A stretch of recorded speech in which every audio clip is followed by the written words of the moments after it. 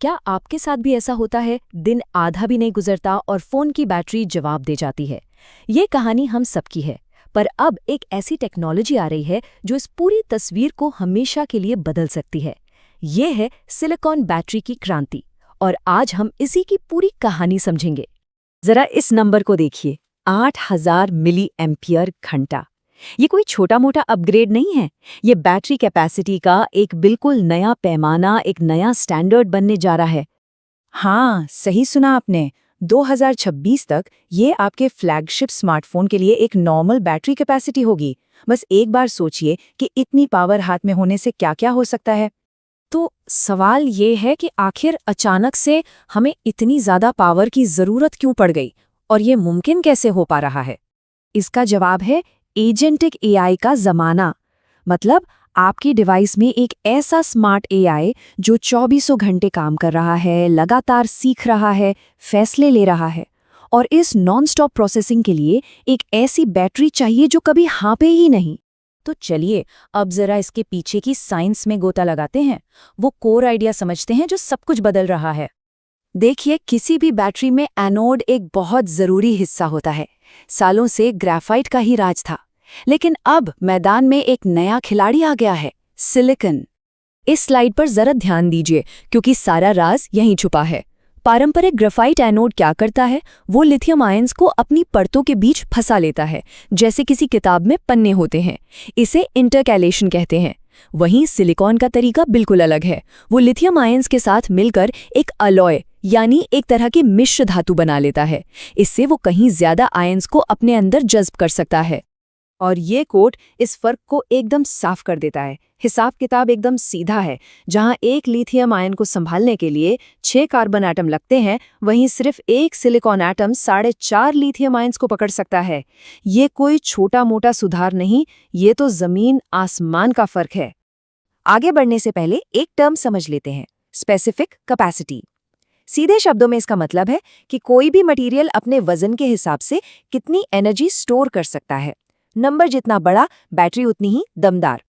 और अब ये चार्ट देखिए, ये फर्क सच में चौंकाने वाला है। ग्रेफाइट की गाढ़ी करीब 372 mAh प्रति ग्राम पर आकर रुक जाती है, जबकि सिलिकॉन थ्योरी में 4200 तक जा सकता है, 10 गुने से भी ज्यादा। यही तो है असली गेम चेंजर। ठीक है, साइंस की बात हो गई, पर चलिए अब लैब से बाहर निकलते हैं और देखते हैं कि इसका हमारी रोज की जिंदगी और हमारे गैजेट्स पर क्या असर पड़ेगा। सबसे बड़ा फायदा, अब मैन्युफैक्चरर्स फोन को बिना मोटा या भारी किए उसी साइज में 30 से 50% ज्यादा एनर्जी पैक कर सकते हैं। मतलब फोन वही पतला हल्का, लेकिन बैटरी चलेगी और भी ज्यादा। और ये नंबर देखिए, 1000 वॉट घंटे प्रति लीटर। ये वॉल्यूमेट्रिक एनर्जी डेंसिटी का एक नया मील का पत्थर है। आसान भाषा में कहें तो ये इस बात का पैमाना है कि एक छोटी सी जगह में कितनी ज्यादा पावर भरी जा सकती है। तो कुल मिलाके हमें क्या मिलने वाला है? पतले और हल्के हार्डवेयर, ऐसी बैटरी लाइफ जो सच में पूरा दिन चले, आपकी डिवाइस पर ही और ज्यादा पावरफुल एआई, और हाँ, पुरानी लिथियम आयन बैटरी के मुकाबले बेहतर भरोसा भी। मैन्युफैक्चरर्स के लिए तो ये बाजार में बाजी पलटने वाला तुरुप का इक्का साबित होगा। हाँ, एक बात और, जब पावर ज्यादा होती है तो जिम्मेदारी भी बढ़ जाती है। इसीलिए इस हाई एनर्जी डेंसिटी को संभालने के लिए सेफ्टी प्रोटोकॉल भी एडवांस किए गए हैं, ताकि बैटरी पूरी तरह स्टेबल और सुरक्षित रहे। तो आखिर ये टेक्नोलॉजी लैब से निकलकर हमारे टॉप एंड फोन्स तक पहुंची कैसे? चलिए इस सफर पर एक नजर डालते हैं।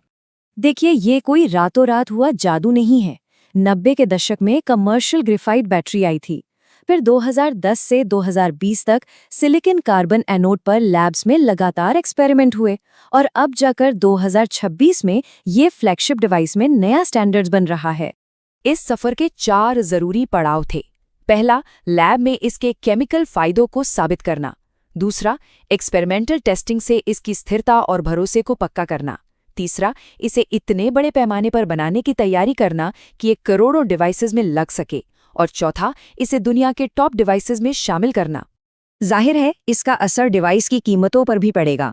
जब परफॉर्मेंस, खासकर बैटरी लाइफ, एक बहुत बड़ा फैक्टर बन जाता है, तो कंपनियां इसके लिए थोड़ी ज्यादा कीमत भी रख सकती हैं। ये मैन्युफैक्चरर्स के बीच एक नई दौड़ शुरू करेगा। और आखिर में ये हमें एक बड़े सवाल पर लाकर छोड़ देता है। जरा सोचिए, जब हमारे फोन, लैपटॉप और दूसरे जरूरी डिवाइसेस की एनर्जी की लिमिट ही लगभग खत्म हो जाए, तो इनोवेशन की अगली लहर कैसी होगी। भविष्य वाकई पावरफुल होने वाला है।